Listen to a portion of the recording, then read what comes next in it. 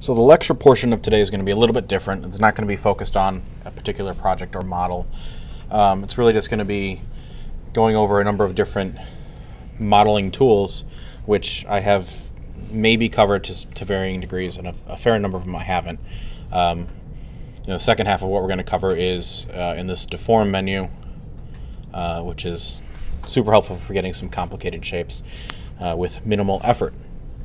But first, what I want to cover is this modeling toolkit. I think I've mentioned this briefly in the basics class.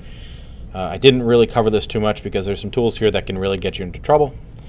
And in the basics class, I want to keep things as simple as possible and just get you guys focused on the concepts of modeling. Now that you're older and wiser and hopefully slightly more responsible, we're going to deal with some of these more advanced, well, not that advanced tools. So the modeling toolkit used to be an add-on for Maya, and then they've incorporated it into the main trunk, and now it's a great kind of central place full of tools and options that you can use and will use frequently. So just starting from the top, right up here we have our selection modes. So as you hover over them, you can see in the help bar down at the bottom left what each does. So we've got object selection. Let me actually bring something into the scene so we can see it. We have object selection, vertex selection, edge, face, UV, which we'll deal with in a couple of weeks, and then multi-component. So you can see it highlights vertex, edge, and face, and I can now select any of those. So quick way to choose between those if you don't want to keep hitting shift right click, or no, just right click and selecting that way, you can just click over here. Okay, got other kind of selection and visibility options, camera-based selection, symmetry, which you can adjust. So symmetry is, let me just select a face. You'll see I select one face and it selects the other face. If I hold down, well, if I just move one face, it moves the other face. I go into vertex, okay, and it's just mirroring across the object's x-axis.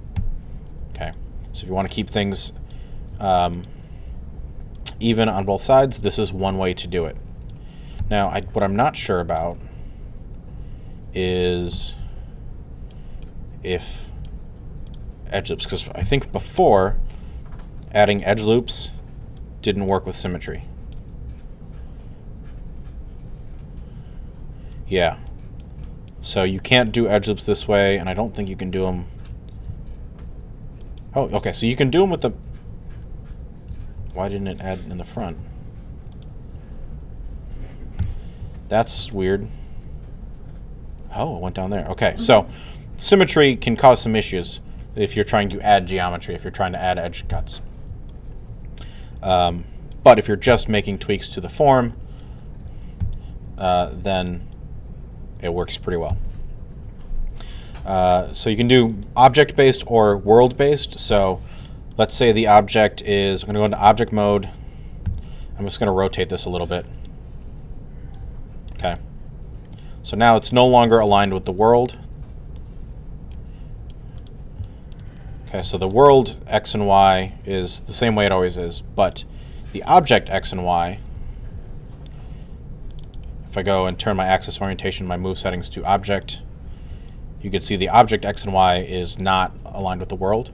So you can have your symmetry based on object X and Y or world X and Y. And it, yeah, so there's, if the axis is not lined up with the object, you can get some funky results there. But you have those options. Set that back to world and hide that. Selection constraint. If you only want to... Actually, I'm not exactly sure how this works. I'd never use it. Transform constraint, edge slide, surface slide. Okay. Interesting. Got your soft selection options are in here. at least the basic soft selection options. So if I just want to select this edge, you know what, I need something with a little bit more detail for this. Okay, vertex mode. So soft selection, we know if we double click on the move tool or rotate or scale, you've got your soft selection section down here with a bunch of all the options, really. You can adjust the radius, you can go through the curve presets, you can even adjust the color of the soft selection in the viewport. But in the modeling toolkit, you just get a couple of options. You can adjust the curve if you want to, make your own. That's fine. But for the majority of soft selection, operations that I do, this is just fine. I don't usually worry too much about the rest of it. Oh, I still have symmetry on? Turn that off. That's why it was getting weird. Okay, so there's soft selection with my weird fall off curve. You just reset the curve. So that's the same thing you're familiar with, just in a different place, because true to Maya form, there's the same tool in 7 different places in this. So that's soft selection. And then we've got some mesh tools. So let's say, actually, yeah, we'll just do a couple. Okay. So I'm going to scale this down, and I'll move it up here. Let's move it up above the sphere. So let's say we want to connect these two.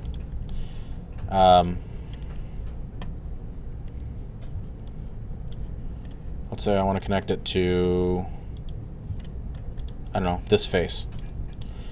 Whoops, I keep undoing back to symmetry. There we go. Okay. So I've got that face, and then over here, got this bottom face. I'll delete that. So let's say I want to bridge between these two things. What you need to do in order to bridge is you need the objects to be the same, right? You can't do it between two separate objects. They need to be the same object. So that's what combine is. And we've probably talked about this before, but now you can just select them both and click the button, and now it's the same object, right?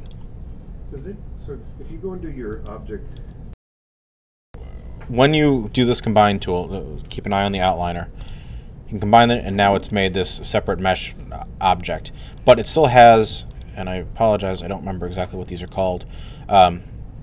It's the transform nodes in the history. So that information is still there because it's part of the kind of construction history of this object. You can see sphere, component, delete component. So this is deleting the face, making the cube, deleting the cube's face, and then unite is combining them. That construction history is still there. But if I go up to edit, delete by type history, or delete all by type history, those disappear. The construction history disappears. Yeah, those are just artifacts of the construction history. So as soon as you delete that, it disappears. So now that they're combined, you can bridge them like you normally would. And this is going to be not the prettiest of forms, but incidentally, bridge is also one of the tools in the modeling toolkit. So click that, you got all your bridge options. You can increase the divisions, you can add a twist if you want to, which doesn't really work well with not too many divisions. So as you increase it, you'll probably want to increase the divisions. And you can kind of see how that's going. You can even adjust the curve type. Blend, linear, curve, adjust the offset, taper, whatever. Yeah, so that's combine. You also have separate, which, let's say, no, actually, I don't want these faces associated with that sphere. So you just select the faces, click separate. Whoops. Cube only has one piece. Oh, they need to be two separate. I think you need to actually cut, so you'd have to go to, I can remember where it is. It is detach. need to detach them first. Now you can separate them, and now they're two separate objects again. Okay, you can see polysurface 1, polysurface 2. So that's separate. You've got smooth. Okay, that's what smooth does. It's like hitting 3 on the number pad, but it actually does it for real. Okay, so if I hit 3 on the number pad again, you can see it gets super smooth. Yeah, smooth actually adds subdivisions and smooths out the vertices. So you may not want to do that all the time, but it is there, and it is a relatively common operation. Up next we have the Boolean tool. And so this is one of those tools that can get you into trouble because it does not care about edge flow. So I've got this cylinder that I just clicked. I'm going to adjust the radius to something like 0.2. Oops. Okay. So what a Boolean operation is it's adding or subtracting meshes. Well, let's just do it. Okay, I'm going to select both objects and click Boolean.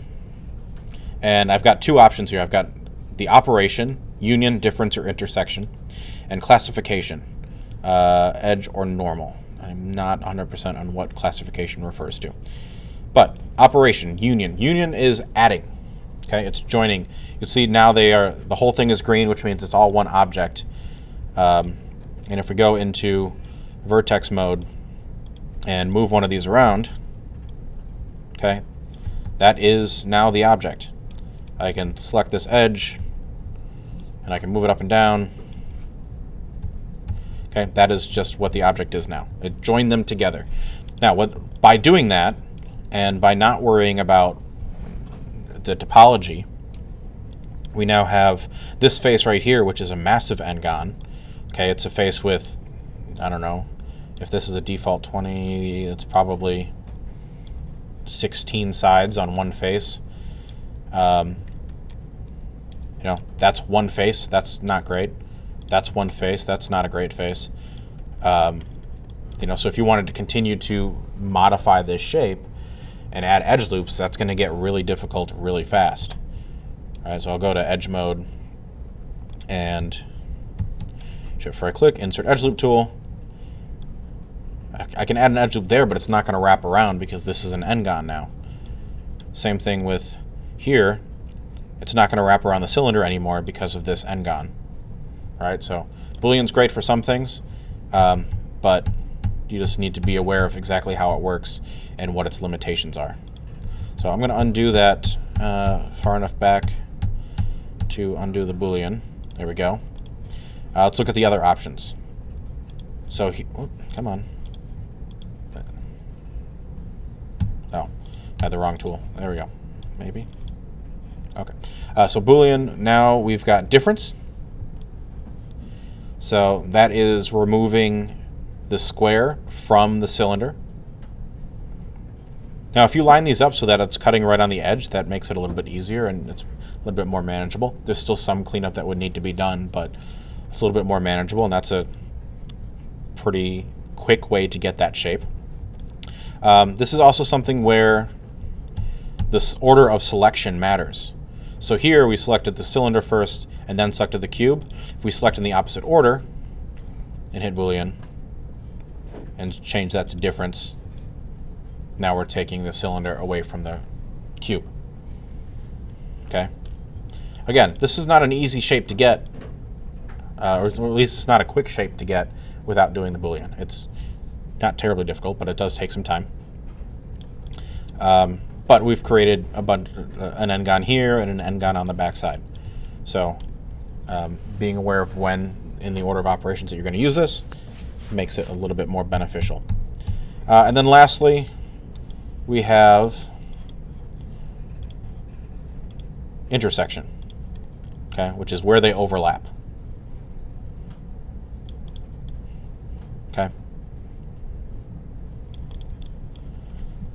So that's the Boolean tool.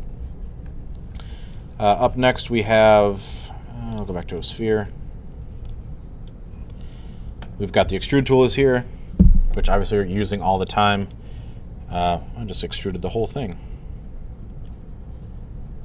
which I don't know why you would extrude the entire thing. Don't do that. Also, just a reminder that this exists now in Maya 2018, is if you hold down Shift, select a face or an edge, hold down Shift with the Move tools active, and now you've got the extrude option, so I can just click and drag and extrude out, which is pretty great. And actually you can do that with any operation. So you can do that with a rotate, which we got some weird overlapping, so be careful with that. And you can do that with scale. So if I hold down Shift and I just want to scale it out this way, again, that's very weird geometry that you don't really want to keep, but there are certainly instances where that will be beneficial. Bridge tool we've looked at, kind of aware of how that works. Bevel. So bevel is a way to sharpen edges and keep detail even when you hit 3 on the keyboard and do this smooth preview. So the way bevel works is you select an edge, or all edges. I'll select these 3 edges.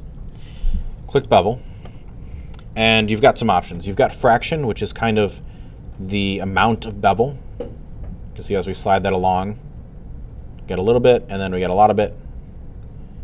I'm going to go with 0.1. Okay, we've got segments, and segments, segments, and I'm just highlighting the word and then middle clicking and dragging to make the adjustments.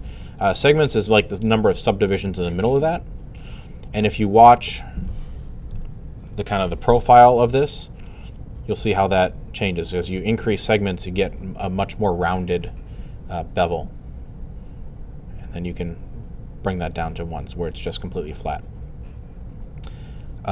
You can also adjust the depth, so you can go in if you want, or out. Got those options. Mitering, I'm not sure what that does. Radio, uniform patch, auto. I don't know what mitering does. I'll keep that on auto. And then chamfer is on, so you can, if you turn that off, it doesn't actually, well, it doesn't chamfer. That's what a chamfer is. If I, whoops, that's the wrong option. If we bring the segments down to 1, that's a chamfer, right? You're basically just kind of slicing off the corner. If you turn that off, you're just adding edge loops. Okay, so chamfer just kind of smooths it out and evens it out, which most of the time keeping that on is perfectly fine and often preferred.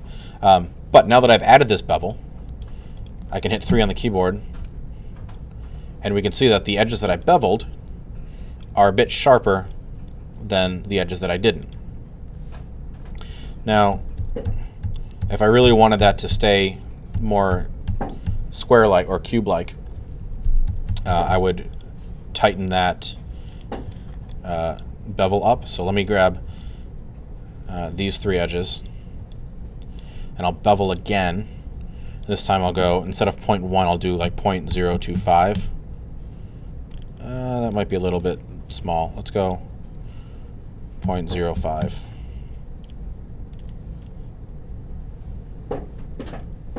That's a significant difference from 0.1. So now 0.1 is a much more reasonable amount. But you can see those edges are closer together, and now I hit 3. Whoops. See, I made some bad topology.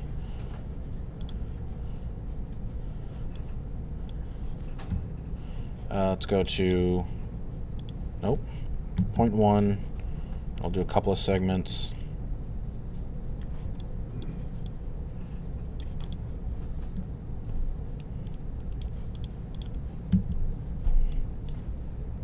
Oh, I missed this edge.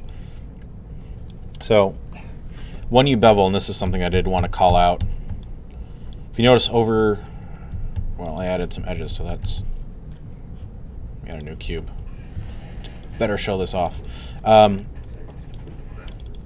When you add a bevel,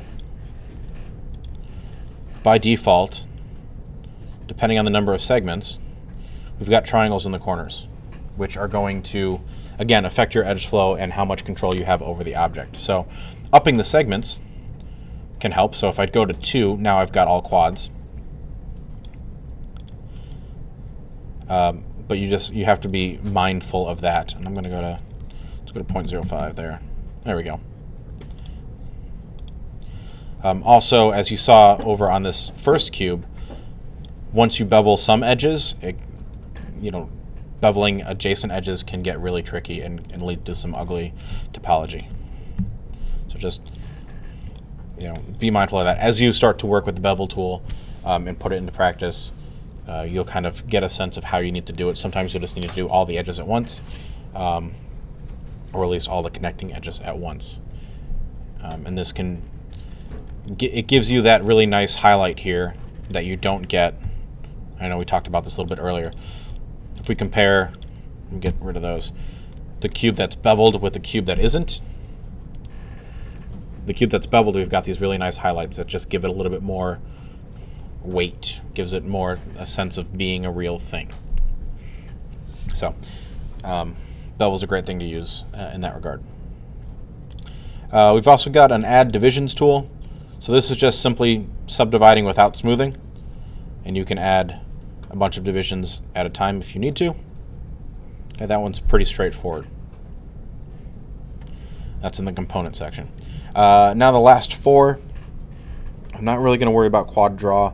That's something for retopology. So if you've got a high detailed like sculpt that you need to get better edge flow, you would do something called retopology. That may or may not come up in this class, I'm not sure, but that's what that's for. But the other 3 are great. So we've got multi-cut, and multi-cut, it's a few things. So if you're familiar with the knife tool in other programs or have used it before in Maya, that functionality is still here. So you can cut from an edge or from a vertex. You have to start from one of them. You can't just create a point in the middle. But you can then create any shape that you want. I don't know what I'm making. How about a shirt? A really bad shirt. Okay, that's not even that. Any shape that you want. And it does just add that geometry. So I've made terrible n-gons, but I've got that freedom. You can really make any cuts that you want. So if there is kind of a tighter detail that you need to get in there, you can do that and then go back and worry about how you're going to get this back to all quads. So you could go, maybe I'll go and connect those again, and that's now back to quads, and that's back to quads, and that's quads, and that's a triangle, so that's bad. But that's kind of the obvious functionality of multi-cut. But there's something better. There's actually a couple of things better. First, if you just hold down Control, you can add an edge loop. And depending on what edge that you're hovering over, you can see the preview of where it's going to add, and then you just left-click, and it adds it. So if you need to add some edge loops really quick to sharpen up the edges of your cube, that's about as quick as it gets. Okay, that's just holding down Control.